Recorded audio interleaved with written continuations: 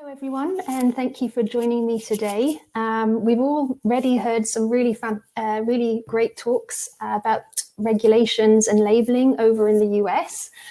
So now I'm going to be covering regulatory considerations for fermentation-derived proteins for use in food and feed in the EU. So in today's talk, I'm going to be covering the EU Novel Food Framework. What is a novel food?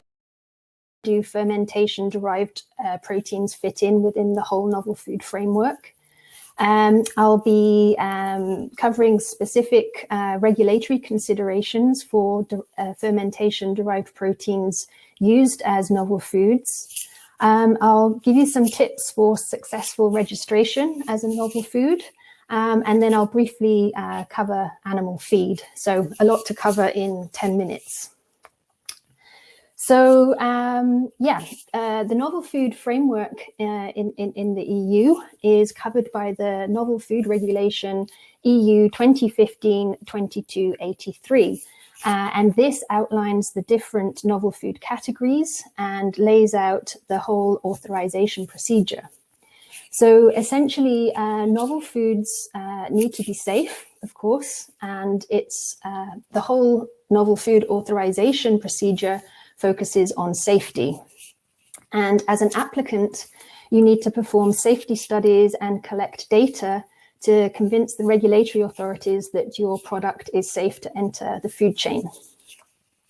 So when you're ready and you have all of your data, you submit your novel food dossier to the European Commission. They then send it to EFSA, the European Food Safety Authority, and they perform a thorough safety evaluation and risk assessment. And then if there are no safety concerns, it's the European Commission that will actually grant the novel food authorization.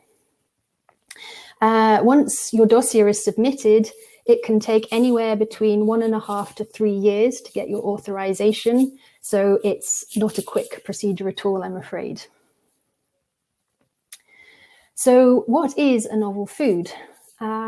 So in the EU, any food ingredient, or manufacturing process that has not been consumed or used in the EU prior to the 15th of May, 1997, is considered novel.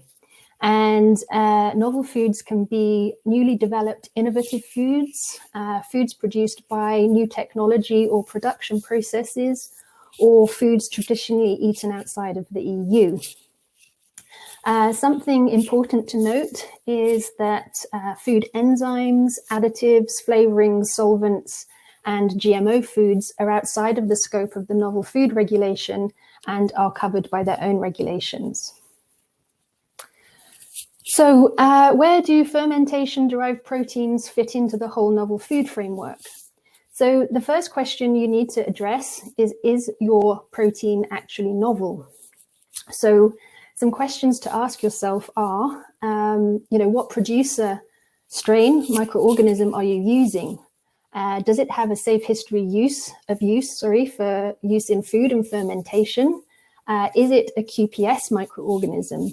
So QPS being the EU-wide list of microorganisms called the Qualified Presumption of Safety list that contains all of the microorganisms that EFSA deems to be safe to use in feed and food. Obviously, fermentation itself is not novel, but are there any novel features that you're using in the manufacturing process? Has the final product been consumed outside of the EU? And what is the composition of the final product? It's really important to understand the protein structure. Is it a completely novel protein structure, or is it similar or the same as a naturally occurring protein? If your product is indeed novel, then fermentation-derived proteins fit within category 2 of the novel food regulation. And these are foods consisting of, isolated from, or produced from microorganisms, fungi, or algae. So if your product is novel, then you'll need to obtain an authorization as a novel food. And some key considerations to think about if you have to compile a novel food dossier are the producer strain identification and safety, whether or not there are any genetic modifications, the manufacturing process, and the final product itself. So basically, you have to demonstrate the safety of all stages of the manufacturing process, from the strain and the substrate through to the final product. In terms of strain safety, you will need to document the origin of the strain, and you'll need to establish the taxonomy of the strain using whole genome sequence data, and also provide a deposition certificate. You also need to demonstrate the absence of antimicrobial resistance genes, toxic metabolites and virulence factors, and antimicrobial production. And finally, you need to demonstrate antimicrobial susceptibility by searching for AMR genes in the genome and by phenotypic testing. So as I'm sure you're all very aware, the EU is not a very GM-friendly environment, but the framework and guidelines are quite clear. And for GM microorganisms used in food production, the modifications must be described and the structure of the modification presented. If you want an easy ride, then it's critical that you demonstrate an absence of GM DNA in the final product. If you can't do this, then I'm afraid your product would fall under the GM regulation and things would get rather tricky. So you also need to present information related to the manufacturing process. So specific issues related to fermentation include the substrate that you're using. Is that novel? Is it food grade? The fermentation media and nutrients that you're using also need consideration. Are these food grade? Do they have a legal status? Are there likely to be any residues or metabolites? And if anti-foaming agents are used, are these safe for use in food, and are there any residues? And then finally, you can concentrate on the final product. So for the final product, you need to demonstrate the absence of the producer strain, and also the absence of GM DNA if that's applicable. As I've already mentioned, you need to look at the protein structure and composition, and to look at whether or not there are any metabolites or residues present. And obviously for all proteins, allergenicity is a really important consideration. And then depending on your product, you may need to perform additional safety studies such as toxicology. As we heard yesterday, the FDA are far more open to discussing whether or not these studies are required. However, in the EU, the European Commission and EFSA are most likely to ask for these types of studies to support the safety of your product, and there's not really many routes around this. So finally, I just would like to share some tips for successful registration of novel foods. So firstly, you really need to check whether or not your fermentation-derived protein is actually novel. If it's not, this will save you a huge amount of time and money.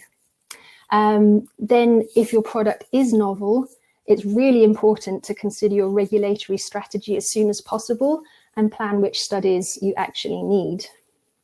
And then I think a really important piece of advice is to focus on strain safety first, because if your strain is not safe, then your product will not be authorized. So that's really where you need to start. As I've already mentioned, the EU is not very GM friendly, especially when it comes to food. However, using a GM strain is not necessarily a no-go, but it can cause issues, so you just need to be aware of those.